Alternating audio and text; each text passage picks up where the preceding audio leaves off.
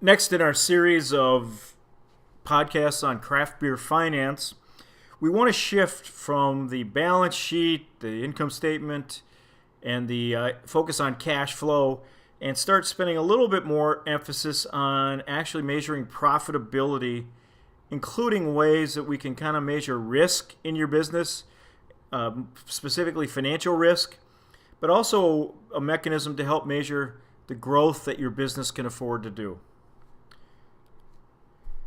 Questions we want to ask when we talk about profitability, growth, and risk, especially for profitability, is we want to know what is the amount of profits that the business is generating, your craft beer business, in relation to the dollars of capital that have been employed in the business. In other words, the dollars of capital that have been invested, mainly debt and equity.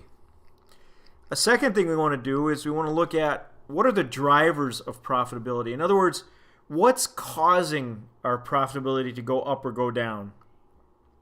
Is it loss of customers? Is it increase in customers?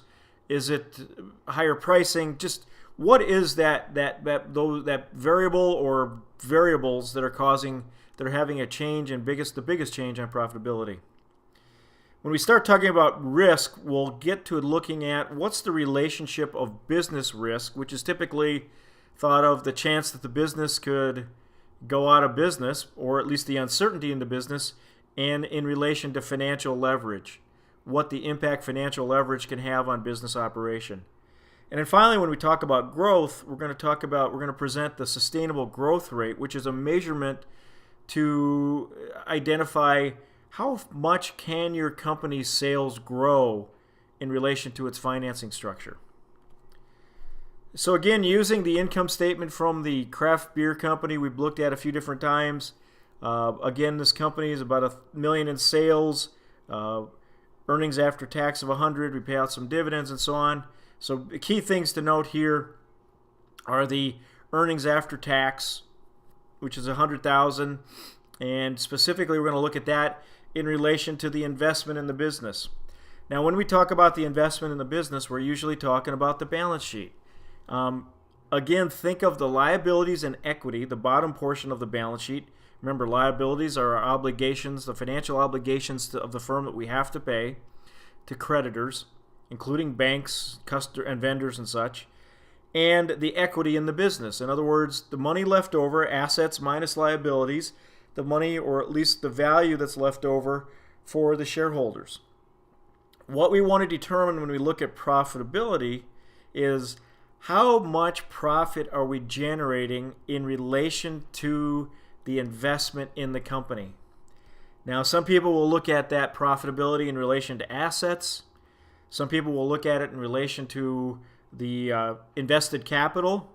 And one of the most common measurements that people look at as far as a productivity measurement when looking at profitability is return on equity. Now, return on equity is a real simple measure. It's EAT, which is earnings after tax, divided by shareholders' equity.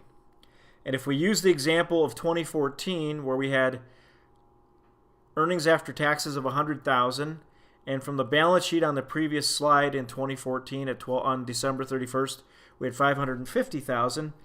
We take the profits divided by the equity in the business, and we come up with some percentage. In this case, the company generates a profitability percentage or a return on equity of 18.2%. In other words, on our balance sheet, we say that shareholders have $550,000 invested in the business. Management, as reported on the income statement, is generating a profit after tax of $100,000. So for each dollar of equity in the business, management is generating 18.2%. Now, as we'll discuss in the next podcast, we'll have a couple questions as to how meaningful is this number and how can we use it, or are there additional or better measurements that give us a truer indication of our profitability?